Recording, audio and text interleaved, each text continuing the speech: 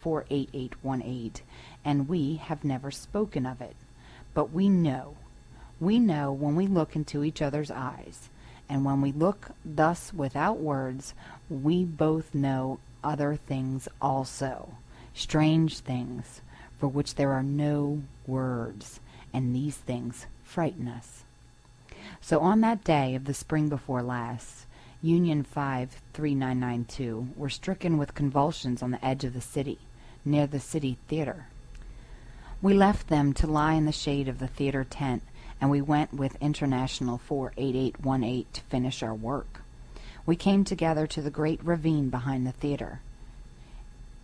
It is empty, save for trees and weeds.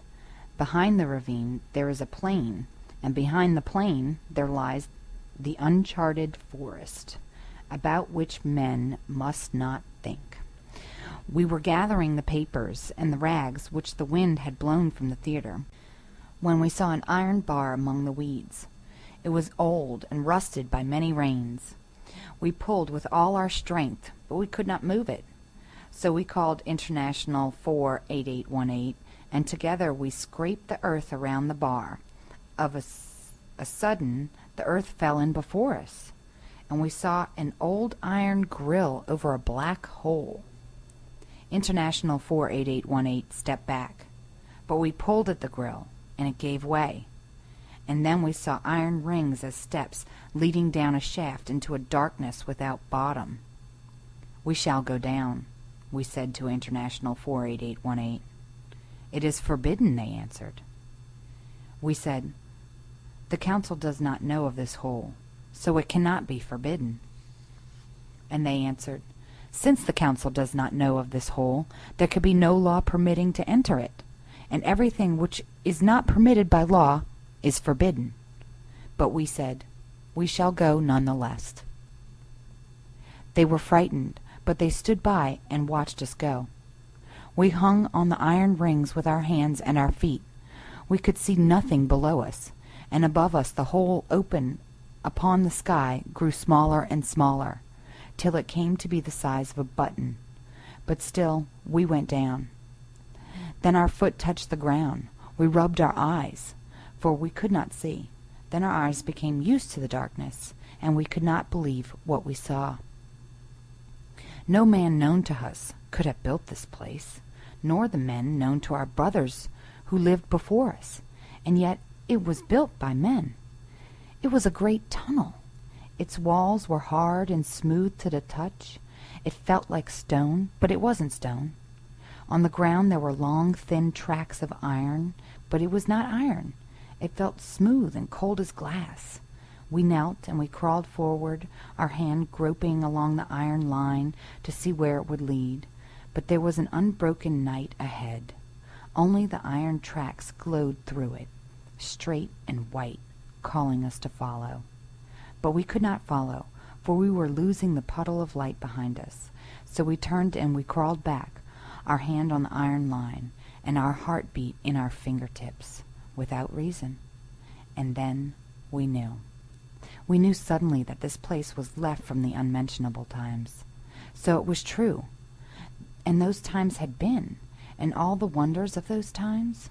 Hundreds upon hundreds of years ago, men knew secrets which we have lost. And we thought, this is a foul place. They are damned who touch the things of the unmentionable times. But our hand, which followed the track as we crawled, clung to the iron as if it would not leave it, as if the skin of our hand were thirsty and begging of the metal some secret fluid beating in its coldness. We returned to the earth. International 48818 looked upon us and stepped back. "Equality 72521, they said, "your face is white." But we could not speak, and we stood looking upon them. They backed away, as if they dared not touch us. Then they smiled, but it was not a gay smile. It was lost and pleading. But still we could not speak. Then they said, "We shall report our find to the city council, and both of us will be rewarded."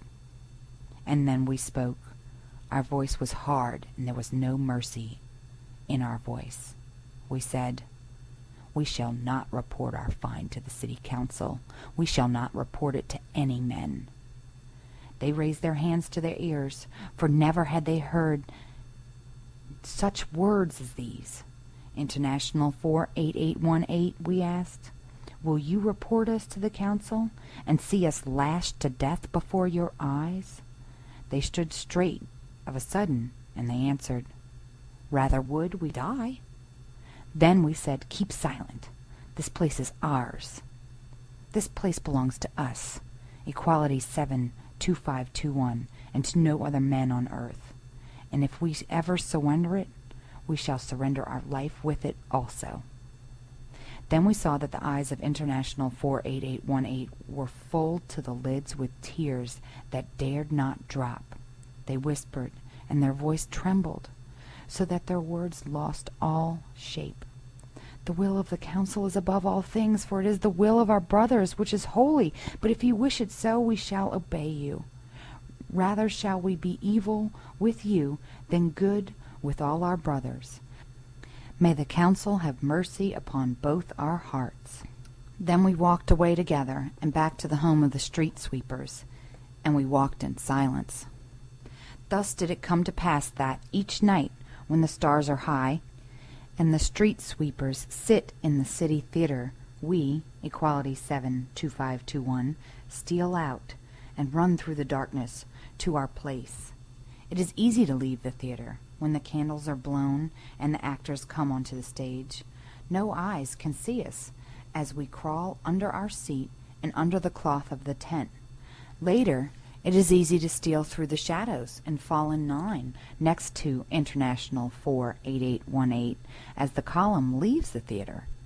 It is dark in the streets, and there are no men about, for no men may walk through the city when they have no mission to walk there. Each night we run to the ravine, and we remove the stones we have piled upon the iron grill to hide it from men. Each night, for 3 hours, we are under the earth, alone. We have stolen candles from the home of the street sweepers. We have stolen flints and knives and paper, and we have brought them to this place. We have stolen glass vials and powders and acids from the home of the scholars. Now we sit in the tunnel for 3 hours each night, and we study.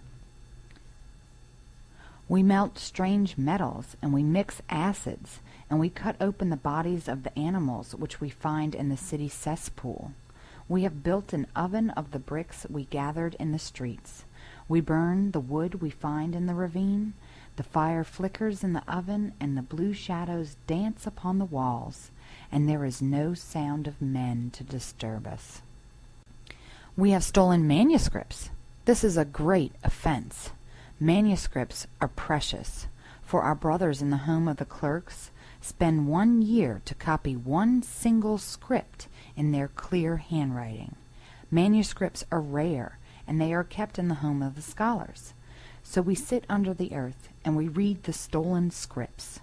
2 years have passed since we found this place, and in these 2 years we have learned more than we had learned in the 10 years at the home of the students. We have learned things which are not in the scripts. We have solved secrets of which the scholars have no knowledge. We have come to see how great is the unexplored, and how many lifetimes will not bring us to the end of our quest. We wish nothing save to be alone and to learn and to feel as if with each day our sight were growing sharper than the hawk's and clearer than the rock crystal. Strange are the ways of evil. We are false in the faces of our brothers. We are defying the will of our councils. We alone of the thousands who walk the earth, we alone in this hour are doing a work which has no purpose save that we wish to do it. The evil of our crime is not for the human mind to probe. The nature of our punishment, if it be discovered, is not free for the human heart to ponder. Never, not in the memory of the ancient ones, ancients, never have men done what we are doing. And yet there is no shame in us, and no regret. We say to ourselves that we are a wretch and a traitor, but we feel no burden upon our spirit, and no fear in our heart. and it seems to us that our spirit is clear as a lake troubled by no eyes save those of the sun. And in our heart, strange are the ways of evil.